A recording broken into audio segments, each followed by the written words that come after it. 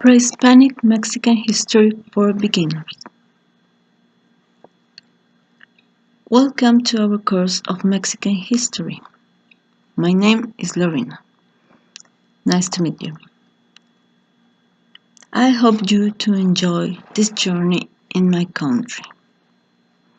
It's very interesting and I want you to like them like I do. Throughout this course, we can get involved in Mexico's past and how does it influence our present.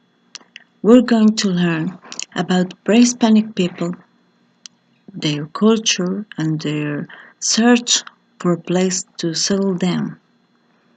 Also, the foundation of their city. These cultures are so interesting because of their extensive knowledge in astronomy and mathematics, their towering pyramids and murals that reflect their commercial, military, and religious activities. Secondly, we'll delve a bit into different kinds of civilizations, such as the Olmec, Maya, Toltec, and Mixtec, and how they were transforming their social, economic, and political organization. Finally, we can admire beautiful handicrafts, manuscripts, and archaeological finds along 20th century. Now I'm going to tell you a story about a mythological explanation of the origin of man. This story comes from the Popol Vuh, an ancient Mayan book. It's about the origin of the world when they were gods and creators. These creators of the world were called Tepeu and Gukumats. They thought it was time to finish their work and they want that humanity appears on earth. They held a meeting in the evening with other gods to discuss and reflect. This way, they took a decision. The wild cat, the parrot, the coyote or prairie wolf, and the crow brought yellow and white cups to make the man's flesh and blood. The creators made 4 men and they were made only of corn. The men were created by a prodigy of Tepeu and Gukumats. Men can talk, saw and heard. They walked and grabbed things. They were good and handsome men.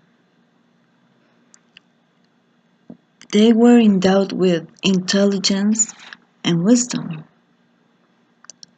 Man knows everything in earth. They could see all the world. Then the creators began to feel fearful. They didn't want their creatures knew everything. Maybe the men were gods too. So another of the gods, named Skyheart, took a decision. He gave men's eyes misting, and they could only see things that were close to them. Then gods made women, men's wives, and then took them like a gift. When men woke up, women were there, and their hearts were filled with joy. Men and women conceived all men and all women. They conceived small tribes and big tribes. They were the origin of us, people of the Quiche. As you can see in this story, we can see that crops or corn was a very important thing for Maya civilization. In many cultures of Mesoamerica, corn was represented as a divine plant. It was their daily food. It was the reason for their religiosity and architecture. Um, their whole life revolves around it. It was the epicenter of the Mayan world and of the many tribes in Mesoamerica. Mayan people had territories divided into city-states. Each city had a lord, and every lord was the high priest and captain in wars. The Maya carved in stone stele. It was a monument that announced they were the winners in war or they had a new emperor. Their astronomers recorded and predicted phenomena such as eclipses. They had an observatory in Chichen Itza, and we still don't fully understand Mayan writing. Uh, well, it was just a little bit from Mayan culture. But all Mesoamerican cultures are interesting. They were growing through a long period of time named Preclassic. The first great Mesoamerican culture was the Olmeca. It blossoms along Mexico in Tabasco and Veracruz. They developed numbers, writing, and a calendar that were used by many cultures after them. It seems that the snake and the jaguar were gods for them, and they were the earth and the sun. Olmeca culture built many pyramids related with the movement of the planets and the sun. They believed that the stars decided human destiny. The Olmeca worked in stone and clay. They made a lot of things, big or little. There were little pieces of jade and big heads of stone finding in Veracruz. Another culture in Mesoamerica was Mixtec. They lived in Oaxaca, in the mountains. They were neighbors of Zapotec and shared with them many cultural traits.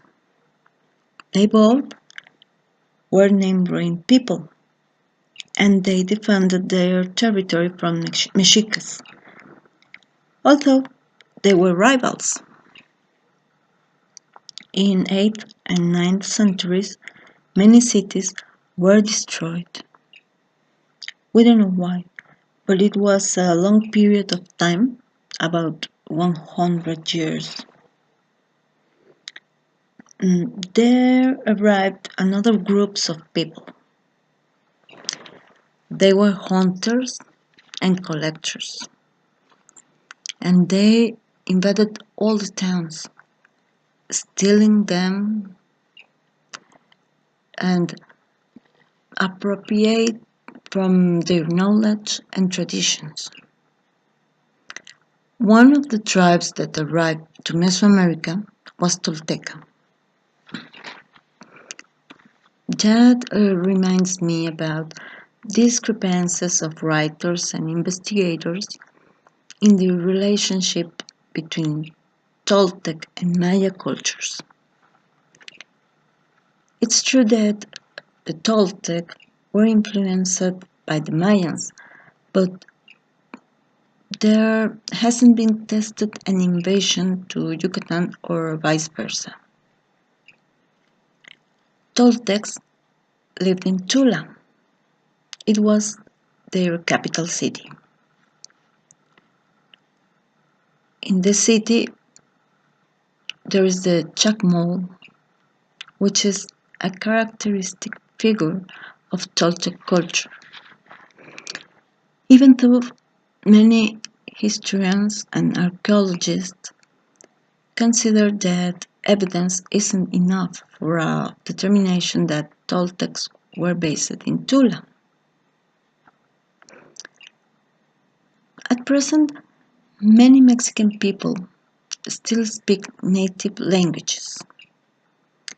There are at least 63. Each one represents a different culture and, of course, a different heritage. Spanish language has many words from indigenous origin, like names of people, cities, animals, or plants. For example, Xochitl. It's a woman name that means flower queen. Or Coatepec. It is a city name that means Snake Mountain. Here in Mexico, there are a lot of archaeological places, and we can see the great knowledge that these tribes had, like the feathered snake that appears to get down the pyramid in spring. It's really wonderful. As we can see, there are many kinds of food and customs that we call traditions, and they are every day in Mexicans' lives, but us don't realize the importance of our indigenous heritage. And we don't know that, but there are still ignorant people who humiliate the indigenous people, but we should be proud of them because they are living proof of our great pre-Hispanic heritage. The next class, we will learn more about these cultures, and I will give you more information about other cultures that were and still are very present in Mexican territory. If you have any doubt, you can write it and you will bring to me next class, please. So that's all, and thank you very much.